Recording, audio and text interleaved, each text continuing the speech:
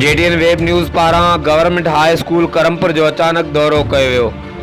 Government high school Karampur जे headmaster Ali Bilawal निंदवाणी इदारे जे तालीमी मयार खे जाचण लाइ जेटीएन न्यूज़ जी टीम खे हाई स्कूल जे मुख़्तलिफ़ क्लासनि जो चक्कर लॻारायो।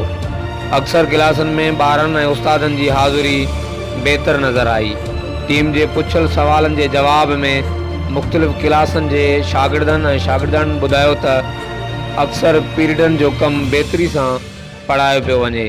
हाई स्कूल जे headmaster Ali Bilawal Nindwani media team खे ॿुधायो त कोरोना वायरस जे पेश नज़र ॿारनि ऐं उस्ताद अमलो SOPs जो ख़्यालु रखंदे मास्क पाइण सां गॾोगॾु फ़ासिले जो बि ख़्यालु रखनि था।